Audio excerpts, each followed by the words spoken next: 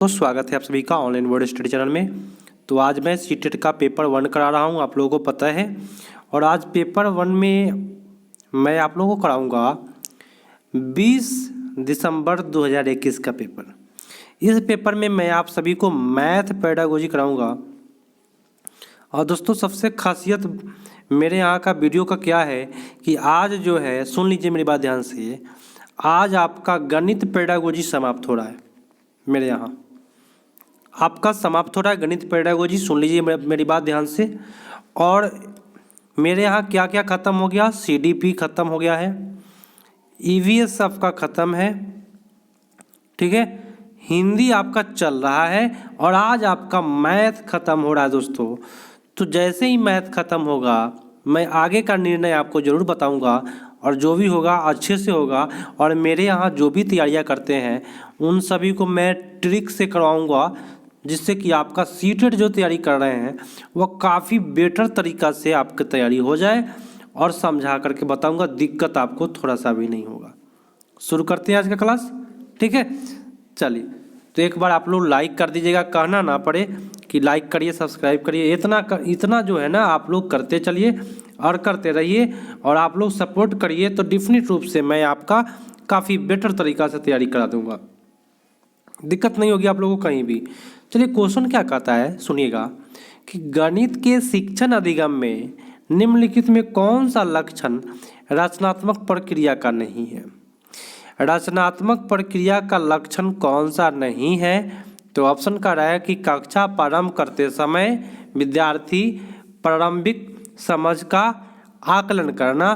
कक्षा शुरू करने से पहले हम बच्चा से पूछेंगे कि बताओ कि तुम कितना जानते हो, तो ये गलत बात है दोस्तों, इस तरह से बच्चों से नहीं करना है, तो ये आपका गलत है। अंतर्दृष्टि हलों को प्रोत्साहित करना, अंतर्दर्शी हलों को प्रोत्साहित करना है, तो यहाँ पे अंतर्दृष्टि है ना, ये आपका रचनात्मक का लक्षण नहीं है दोस्तों, ध्यान से सुनिएगा। रचनात्मक तो नेगेटिव क्वेश्चन कर रहा है, तो प्रोत्साहित करना तो आपका पॉजिटिव है। अब देखना है नेगेटिव सबसे ज़्यादा कौन सा है, तो संज्ञानात्मक संघर्ष के लिए अवसर प्रदान करना, ये आपका सही जा रहा है। लेकिन कार्य समस्या समाधान के लिए निर्धारित तरीका, यहाँ पे जो निर्धारित तरीका है वो आपका गलत है। तो यहाँ एक भी गलत था, लेकिन उतना गलत नहीं था जितना सबसे बेटर आपका जो गलत है वो डी पर जाएगा। नेगेटिव क्वेश्चन होने के कारण आपका उत्तर जो है वह डी पर जा रहा है। अगला प्रश्न ध्यान से सुनिएगा। प्रश्न क्या कहता है कि गणित के कक्षा में अध्यापक ने निम्नलिखित प्रश्न पूछे। क्या प्रश्न पूछा कि दो संख्याओं को ज्ञात कीजिए जिनका योग 8 है। दूसरा क्वेश्चन, उस त्रिभुज को खींचिए जिसका परिमाप 50 सेंटीमीटर है। 25 के गुणनखंड क्या है, परिमाप की परिभाषा दीजिए। तो इस प्रकार का प्रश्न हमारे टीचर साहब पूछ रहे हैं, तो आप लोग बताइए जरा कि ये जो प्रश्न है कौन सा मुक्त उत्तर वाला है और कौन सा बद उत्तर वाला है। तो मैं बता दूं कि दो संख्या ज्ञात कीजिए जिनका योग 8 है, तो बहुत हो जाएगा 5 + 3, 4 + 4, 7 + 1, तो ये हो गया मुक्त अंक वाला प्रश्न। बी है कि उस त्रिभुज को खींचिए जिसका परिमाप 50 है। तो त्रिभुज का 3 भुजा कौन सा है पता ही नहीं है, बहुत सारा हो सकता है। तो ए और बी मुक्त सिरे वाला प्रश्न है और सी और डी जो है आपका बंद सिरे वाला प्रश्न है। सबसे बेटर आपका ए पर जाएगा, ठीक है। अब आइए अगले क्वेश्चन पर। मैं आपको हमेशा ट्रिक से बताऊंगा, दिक्कत नहीं होगी। थोड़ा सा नेगेटिव पॉजिटिव ध्यान दीजिएगा कि कहाँ पे बोल रहा है नेगेटिव, कहाँ पे पॉजिटिव। चलिए, निम्नलिखित में कौन सा गणित में सृजनात्मक चिंतन का एक मुख्य सूचक है। सृजनात्मक का मानकीकृत तरीका आपका गलत होता है, तो ये आपको नहीं करके आना है, ठीक है।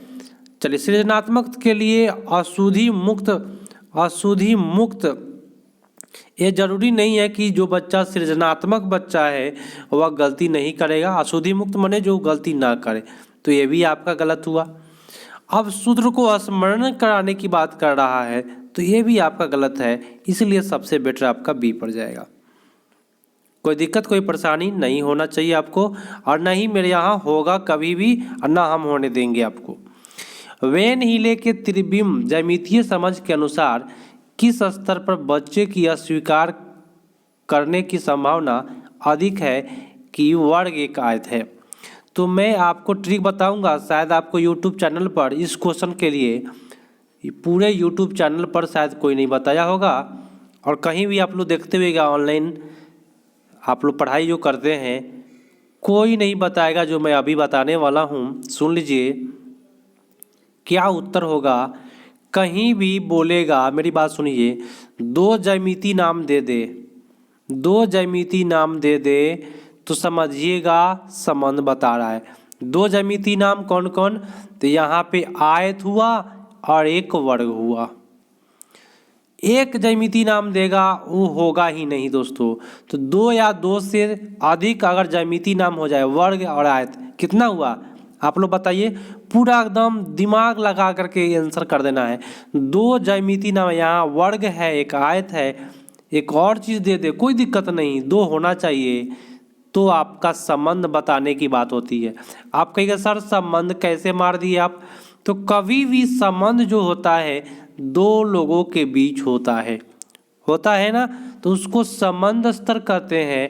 और उसी संबंध स्तर को दोस्तों स्तर 2 बोलते हैं। जिन लोगों ने सी किया उनका सही है।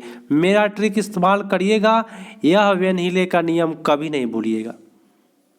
कोई दिक्कत होगा आप लोगों को जरा बता दीजिए। तो अगर मान लीजिए आपके एग्जाम में देगा कि एक त्रिभुज है और एक आयत है, ठीक है, दो नाम दे देगा तो संबंध मार के आएंगे।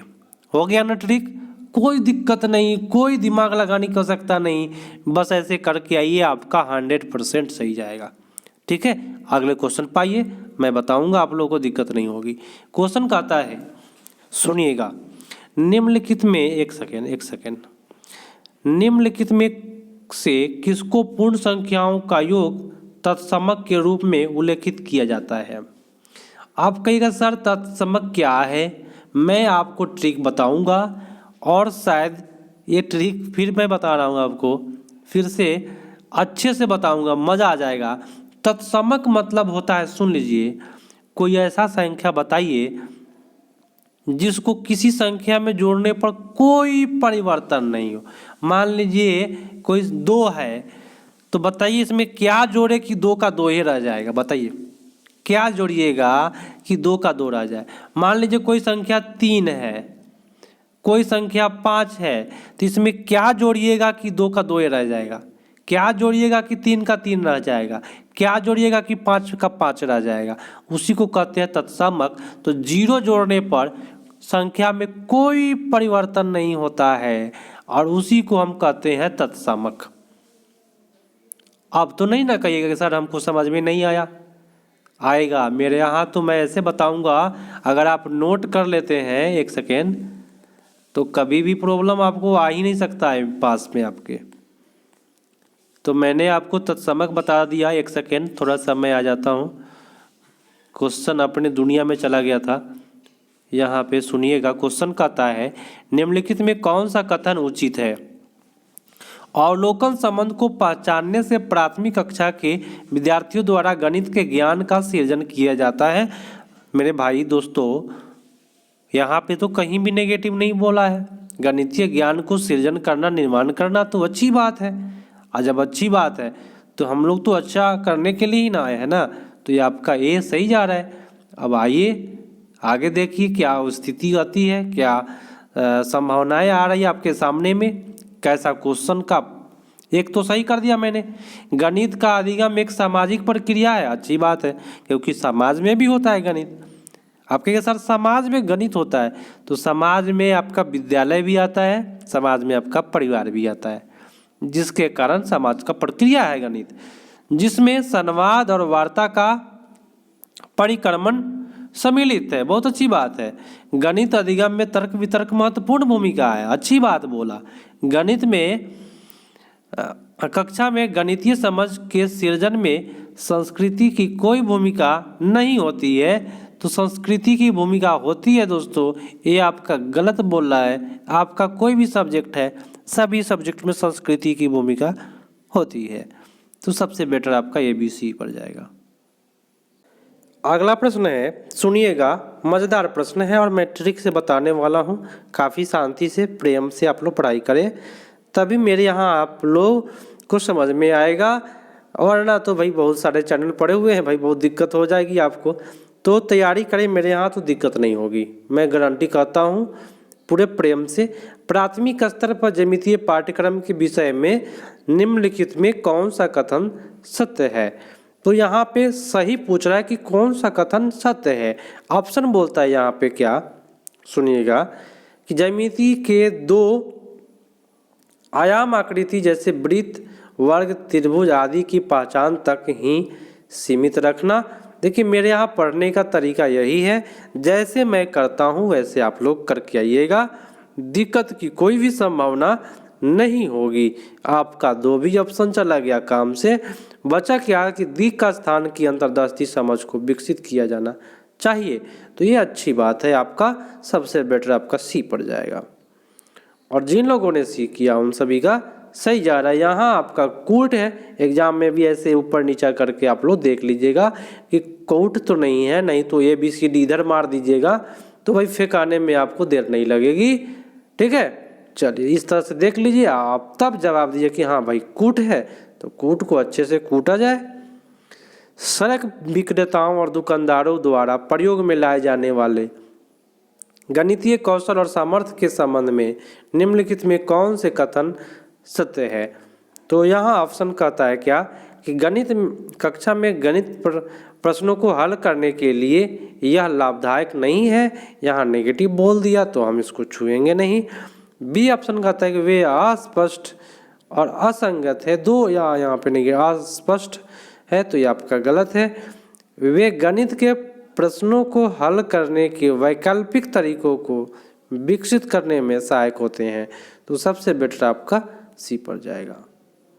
जिन लोगों ने यहाँ C किया है, सॉरी C नहीं ना भाई, केवल C सही है, तो C वाला आपका केवल कहाँ जा रहा है, आपका D वाला ऑप्शन में है। अगर हम केवल C मार देते आपके एग्जाम में तो गलत हो जाता है, इसलिए कूट मैं देखने के लिए बार बार बोलता हूँ कि देखिए कूट, तब ही जवाब दीजिए। अगला क्वेश्चन है और मज़ेदार क्वेश्चन है। कोई भी क्वेश्चन को मैं मज़ेदार बोलता हूँ ताकि भाई उसमें मन लगेगा, सक्रिय रहिएगा, तो उसका जवाब आपका सही निकल जाएगा। ठीक है, तो मज़ेदार क्वेश्चन है, समझिए, प्रत्येक क्वेश्चन को समझिए कि मज़ेदार क्वेश्चन है भाई, कुछ तो भाई सही जाएगा। निम्नलिखित में कौन सा क्रियाकलाप द्वारा विद्यार्थियों के त्रिबिंब बोलते हैं जिसमें लंबाई, चौड़ाई, ऊंचाई तीनों हो? विवेचन दिक् स्थान संबंधित विवेचन विकसित होने की संभावना न्यूनतम है। नेगेटिव क्वेश्चन कह रहा है, बताइए आंकड़ों को निरूपित करने के लिए चित्र आरेख खींचना, तो आंकड़े के लिए चित्र आरेख से नहीं होने वाला है, याद रखिएगा। देखिए ये आपका न्यूनतम है, नेगेटिव है, लेकिन 10 ग्राम पहेली पर कार्य करना अच्छी बात है। विभिन्न ठोस आकृतियों के नोट को पहचानना अच्छी बात है। दी गई आकृतियों को समिति अक्षरों को पहचानना अच्छी बात है। तो यहाँ सबसे बेटर आपका उत्तर A पर चला जाएगा। अगला प्रश्न है, पूरे ध्यान से करिए आप लोग। क्वेश्चन कहता है कि 5 × 3 के गुणन का परिचय देने के लिए निम्नलिखित में कौन सी विधि अति उत्तम है? सबसे उत्तम कौन सी विधि है? ऑप्शन बोल रहा है कि कुछ वस्तुओं से 3 × 5 के आयताकार व्यूह की रचना करने का निर्माण करना। बी ऑप्शन है उत्तर पाने के लिए। यहाँ बोल दिया उत्तर पाने के लिए, तो भाई ऐसा पढ़ाई नहीं करते हैं। पहाड़ों और कविता का पाठ करवाना, ये आपका गलत है। परिकलन बोले तो कैलकुलेटर की सहायता से उत्तर ज्ञात करना, तो कोई भी आपका ये गलत है। समपलावक गणना, स्पीकिंग अभ्यास करवाना, स्किपिंग काउंटिंग जानते हैं, मैंने भगा करके, जैसे कि मेरा वीडियो आप लोग जब भी देखते हैं तो आपको एक प्रचार देता है, ठीक है, उस प्रचार को आप लोग क्या कहते हैं, स्किप कर देते हैं, भगा देते हैं, जिससे कि हमारा नुकसान होता है ना। मेरी बात ध्यान से सुनिए, उससे मेरा नुकसान होता है, क्योंकि आप प्रचार देखेंगे तो मेरा उससे कुछ कमाई जो होता है यूट्यूब से, प्रचार से ही होता है, तो उससे मेरा कमाई होती है, ठीक है। तो देखा करे, थोड़ा सा हेल्प वही है, दूसरा क्या। बाकी तो मैं पूरा हेल्प कर ही रहा हूँ, फ्री एजुकेशन, वो भी इतना समझा करके। जो ऑफलाइन मेरे यहाँ जो क्लास चलता है दोस्तों, उससे बेटर मैं करा रहा हूँ और ऑफलाइन की तरह ही करा रहा हूँ दोस्तों। ऑफलाइन में तो और बेटर होता है कि जो लोग सामने में होते हैं, कोई प्रॉब्लम हुआ तो सामने में डिस्कस हो जाती है, तो वो और बेटर हो जाता है। ऑनलाइन में भी आप लोग कमेंट करके पूछिए कि सर हमें कुछ समझ में नहीं आया, या ग्रुप है मेरा, ग्रुप में जुड़ जाइए, वहाँ पे पूछ सकते हैं आप पर्सनल जा करके भी कि यह समझ में नहीं आ रहा है हमको, तो मैं बताऊँगा आपको। प्राथमिक विद्यार्थियों को गणित संक्रिया पर आधारित समस्याओं का समाधान करना सीखने के लिए निम्नलिखित में कौन सा कथन संतोषजनक नहीं है। नेगेटिव क्वेश्चन पूछ रहा है कि कौन सा संतोषजनक नहीं है भाई। अब कौन सा संतोषजनक नहीं है, ऑप्शन यह कहता है कि चुनी हुई समस्या वास्तविक होनी चाहिए, ये तो अच्छी बात है, लेकिन यहाँ पे नहीं है, नेगेटिव खोजना है। तो ध्यान दीजिएगा, हम जैसे जैसे करेंगे वैसे वैसे आप लोग करिए। छोटी संख्याओं को सरल उदाहरण के रूप में देखिए, छोटी संख्या को सरल उदाहरण को पहले लेना चाहिए। कभी भी सरल चीज़ को पहले पढ़ाई करें। जैसे कि आप लोग एग्जाम में जाते हैं, कोई लॉन्ग क्वेश्चन है तो उसको बाद में करेंगे, जो बनाने में थोड़ा सा टाइम लगेगा, उसके बदले में 4-5 क्वेश्चन बन जाएगा आपका, तो उसमें समय बर्बाद ना करें। विद्यार्थियों को कलन विधि के चरण समझाने के लिए, कलन विधि कहिएगा सर गलत होता है, लेकिन उसको समझाने के लिए यदि मूर्त सामग्री की सहायता ले रहे हैं तो कलन विधि आपको अच्छा तरीका से समझ में आएगा, तो ये भी आपका सही चला गया। प्रश्नों को हल करने के लिए केवल एक विशेष प्रकार की प्रणाली का महत्व दिया जाना चाहिए, यही आपका नेगेटिव है। और नेगेटिव पर हम लोग जा रहे थे, क्वेश्चन नेगेटिव था, नेगेटिव मारेंगे, ठीक है। तो जिन लोगों ने आपका डी यहाँ पे कर रहे हैं उन सभी का सही जा रहा है। थोड़ा सा क्लास इधर मैं डिस्टर्ब हुआ हूँ, उसका प्रॉब्लम ये है कि मेरे यहाँ थोड़ा सा मेरे गांव की स्थितियाँ जो है वो ख़राब चल रहा है। 2-3 बच्चे जो है स्टूडेंट थे हमारे और साथी भी थे जो एक्सीडेंट में डेथ कर गया, जिसके वजह से क्लास इधर डिस्टर्ब हुआ है। नहीं तो आपका विधिवत रूप से क्लास 9:30 पर और 7 बजे शाम को चल रहा था, ठीक है, और चलेगा। इस टाइम में आकर के आप लोग जरूर देखें, ठीक है। चलिए, क्वेश्चन क्या कहता है कि निम्नलिखित कथनों में किसमें संख्या 4 का प्रयोग गणना की संख्या का भाव में हुआ है। गणना के भाव में देखिए, ये क्वेश्चन मैं आपको बता दूं वीवीआई क्वेश्चन है, अब बहुत बार पूछा है, और मैं जो बोलता हूं ना उसको ध्यान रखिए। जब भी कहता हूं कि बहुत बार पूछा है तो पूछा है, क्योंकि मैं 3-4 साल से पढ़ा रहा हूं। इस प्रकार का क्वेश्चन बहुत बार आता है। इन इमारतों की चौथी मंजिल पर मेरा कार्यालय है। यहाँ पे बोला मेरा कार्यालय, क्यों बोला भाई, पर्सनल कोई भी नहीं लेना है अपने दिल पर। प्रतियोगिता में मेरा पुत्र उसका पुत्र क्या है, नालायक है, तो गलत हुआ। इस पुस्तक का चौथा अध्याय रुचिकर है। चौथा अध्याय रुचिकर है, माने चौथा चैप्टर जो है ना वह रुचिकर है, माने मजा आता है। अब बाकी अध्याय आप ही लोग बताइए क्या, तो गलत मानेंगे ना। तो इस समारोह में 4 टीमों ने भाग लिया।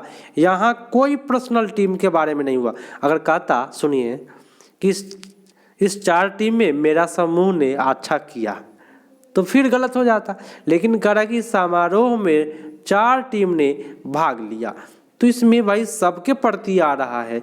तो ऐसे ऑप्शन मारिए जिसमें भेदभाव छोड़ करके, पूरे दुनियादारी को छोड़ करके सबको लेकर के चलना है दोस्तों। दुनिया में कुछ नहीं है, ठीक है, वैसे ही यहाँ पे चलना है। वैसे ही आप लोगों का सपोर्ट चाहिए दोस्तों। आप लोग जरा अपने ऑनलाइन जो स्टूडेंट है अपने दोस्तों के पास शेयर करें, यही प्यार बना रहे आप लोगों का। डेफिनेट रूप से आप लोग भी आगे बढ़िएगा, आप लोग को भी नौकरी लगेगी। किसी से द्वेष मुझे नहीं रहता है और नहीं होगा मुझे। आप लोग भी नौकरी करिए, मज़े से नौकरी करिए, परिवार चलाइए और अच्छे जीवन जिए, ठीक है। चलिए क्वेश्चन पाते हैं। शुद्ध कथन को पहचानिए। शुद्ध कथन है कि एक संख्या को दूसरी संख्या का गुना करने का मान सदैव बढ़ जाता है। तो सबसे पहली बात है कि इसका कूट तो नहीं है, हम लोग इसको ऐसे देखेंगे कि कूट है, तो देख लेंगे कूट है तो कूट के हिसाब से उत्तर उसका देने का कोशिश करेंगे। अब आइए प्रश्न पर। सॉरी, कूट यहाँ है, क्वेश्चन यहाँ है। चलिए, तो एक संख्या को दूसरी संख्या का गुना करने पर उसका मान सदैव बढ़ जाता है, हमेशा नहीं बढ़ता है दोस्तों, कहीं कम भी रहता है। एक संख्या दूसरी संख्या को विभाजित करने पर उसका मान सदैव कम हो जाता है। तो सदैव कम होना, सदैव बढ़ जाना, ये आपका गलत जाता है। एक संख्या को 10 से गुना करने पर इकाई के स्थान पर शून्य, सदा शून्य, माने हमेशा शून्य। कोई भी संख्या में यदि आप 10 से गुना करते हैं तो डिफिनिट रूप से इकाई के स्थान पर शून्य होगा। आपका उत्तर सी पड़ जाएगा। ठीक है, आप देखिएगा सी पर जा रहा है तो केवल सी सही हुआ। अब डी देखिए, गुणनफल प्रतिफल का विलोम है। गुना जो है वह भागफल का विलोम नहीं है, भागफल गुना का विलोम है। उल्टा बोल रहा है यहाँ पे। भागफल जो है ना वह गुना का क्या है, विलोम है, लेकिन गुणनफल भागफल का विलोम नहीं, प्रतिलोम है। यहाँ एक गलत बात बोल रहा है। ठीक है, इसलिए आपका उत्तर सी पर जाएगा। अगला है कि निम्नलिखित में शुद्ध कथन को पहचानिए। परिमाणों का अनुमान गणितीय कौशल नहीं है, ये आपका गलत बोला है भाई। अनुमान लगाना लिख लीजिए, गणितीय कौशल में आता है सबसे पहली बात। और कितने बच्चे लोग जो है अनुमान लगा के बता देते हैं कि सर आप की बार इस प्रार्थना में इतने बच्चा ने भाग लिया। ठीक है, तो सुनिएगा कितने लोग इस क्वेश्चन में गलती कर देते हैं कि अनुमान वाला क्वेश्चन गलत होता है, लेकिन लिख लीजिए गणित में अनुमान को शामिल किया गया है। ठीक है, चलिए, गणित में मानक सूत्रों की सूची समतुल्य माना जा सकता है। यहाँ मानक सूची यहाँ आपका गलत माना गया है। चलिए, गणित में नमूनों की पहचान शामिल है, बहुत शामिल है, अच्छी बात है। गणित को यांत्रिक क्रिया प्रणाली से समूह के तुल्य माना जा सकता है। तो ये आपका यांत्रिक कार्य प्रणाली से तुल्य बोले तो, समतुल्य बोले तो समान मान सकते हैं। ये आपका गलत जा रहा है। सबसे बेटर आपका उत्तर सी पड़ जाएगा। अब आइए, आज का लास्ट प्रश्न है, लेकिन आप लोग भागिए नहीं, थोड़ा सा वेट कीजिएगा, 2-4 क्वेश्चन और कराएंगे। सममिति अवधारणा का परिचय देने के लिए निम्नलिखित में से सर्वाधिक उपयुक्त कार्य कौन सी है। सममिति के लिए सबसे बेटर है, मैं आपको बता दूं, जीवन भर कभी नहीं भूलिएगा। सममिति मतलब होता है बराबर भागों में बांटना। मान लीजिए यह कागज है, तो इसको बराबर भाग में बांटने के लिए क्या करिएगा आप बताइए। तो इस कागज को क्या करेंगे दोस्तों, इस कागज को मोड़ देंगे। क्या करेंगे दोस्तों, इस कागज को मोड़ेंगे बराबर भाग में। तो इस प्रकार से मोड़ाएगा ना दोस्तों। तो बराबर भाग में मोड़ना ही क्या कहलाता है, सममिति कहलाता है। और कहीं भी रहेगा सममिति तो मोड़ना आएगा आंसर। ठीक है, तो बच्चे को पेपर मोड़ने वाली क्रियाकलाप कराए, तभी बच्चा सममिति सीख पाएगा। कोई दिक्कत नहीं होगा आपको। मेरे यहाँ कोई संभावना नहीं है दिक्कत होने का। पर्यावरण का कुछ क्वेश्चन है दोस्तों। आप कहिए सर कितना क्वेश्चन कराइएगा, गणित में पर्यावरण क्यों करा रहे हैं आप। तो कम से कम देखिए 4-5 क्वेश्चन है जो ऑब्जेक्टिव टाइप है। मैं थोड़ा सा छोटा करके बता देता हूँ। बस यहाँ से लेके यहाँ तक है जो ऑब्जेक्टिव टाइप है। आप लोग ज़रा जवाब दीजिए कि आपकी तैयारी कैसी है, थोड़ा सा आप लोगों को जाँच कर लेते हैं। पर्यावरण का क्वेश्चन सुनिएगा कि ठोस अपशिष्ट पदार्थ को निस्तारण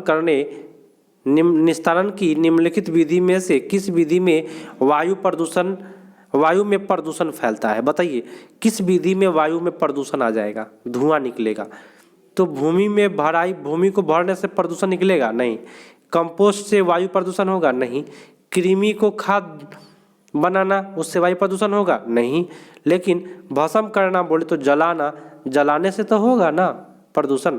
तो आपका उत्तर डी पड़ जाएगा। बहुत अच्छा जिन्होंने डी किया। देखते हैं अगला प्रश्न का उत्तर क्या देते हैं आप लोग। वह स्थान जो दीर्घ काल से माने बहुत समय से बाढ़ से प्रभावित होता है, तो स्थानीय लोगों में डैश का कारण होगा। जहाँ पे हमेशा बाढ़ ही बाढ़ रहता है वहाँ के लोगों में स्थानांतरण का गुण पाया जाएगा। क्योंकि मान लीजिए आपका यहाँ घर है, यहाँ हमेशा बाढ़ रहता है, तो आप यहाँ से स्थानांतरित होकर के दूसरे जगह आप रहने लगिएगा। ठीक है, तो आपका उत्तर जिन लोगों ने बी किया उनका सही जा रहा है। टेपियोका का दूसरा नाम क्या है बता दीजिए। चलिए फटाफट उत्तर बताइए, टेपियोका का दूसरा नाम क्या है। चलिए जिन लोगों ने यहाँ बी किया उन सभी का सही जा रहा है। कप्पा, कप्पा जो है वह टेपियोका का दूसरा नाम है। हांगकांग में निम्नलिखित में कौन सा भोजन लोकप्रिय है। तो हांगकांग का लोकप्रिय भोजन पूछे तो सांप का सूप कहते हैं। जिन लोगों ने बी किया उनका सही जा रहा है लिंग हु फेन। ठीक है, किस प्रकार की पक्षी की चोंच मीट को काटने और खाना के काम में आती है। देखिए कैसा चोंच रहेगा, तो ऐसा अगर चोंच रहे किसी पक्षी का, ऐसा चोंच रहे तो मीट को आसानी से क्या कर लेगा, काट लेगा। ठीक है, ऐसा अगर चोंच रहे किसी पक्षी का तो ठीक है, तो ऐसा जो चोंच होता है उसको कहते हैं हुक वाला चोंच। क्या कहते हैं, हुक वाला चोंच, हुक जैसी चोंच। ठीक है, चलिए जिन लोगों ने सी किया उनका सही जा रहा है। एक अध्यापिका को कक्षा 4 के बच्चों को शीघ्रता से बनने वाले नाश्ते के संबंध में कक्षा में पढ़ाना है। मैंने जो नाश्ता जल्दी से बन जाता है, तो शीघ्रता से कौन सा व्यंजन तैयार होता है बताइए। तो याद रखिएगा भेलपूरी। क्या मारिएगा, भेलपूरी। बहुत अच्छी बात है, जिन लोगों ने डी किया उनका सही जा रहा है। भेलपूरी बहुत जल्दी बनता है। पटचित्रकला आपसे पूछ रहा है बार बार आप लोगों से, पटचित्रकला कहाँ का है। आपका टोटल हिट क्वेश्चन मैं कराता हूँ और फिर से मैं ईवीएस का रिवीजन कराऊंगा, जिससे कि आप लोग का जो है ना ईवीएस का गर्दा उड़ा के आना है। मेरे आप पढ़ाई करिए, पूरे विश्वास के साथ करिए, और नहीं तो भाई आपकी तैयारी गड़बड़ हो सकती है। विश्वास रखिए तभी अच्छा होगा। तो पटचित्रकला में जिन लोगों ने बी किया उनका सही जा रहा है, ओडिशा का है। ठीक है, महामारी के दौरान चिकित्सा विटामिन सी की भरपूर भोजन करने का परामर्श दिया। उस समूह को चुनिए जिसमें विटामिन सी सबसे अधिक है। कौन सी विटामिन, तो विटामिन सी सबसे अधिक है, बताइए किसमें, बताइए जरा।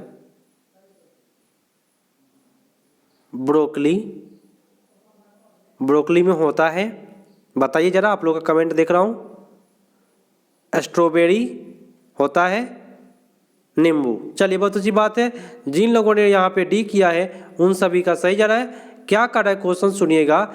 ब्रोकली, स्ट्रॉबेरी और नींबू में विटामिन सी भरपूर मात्रा में आपको देखने को मिल जाएगा।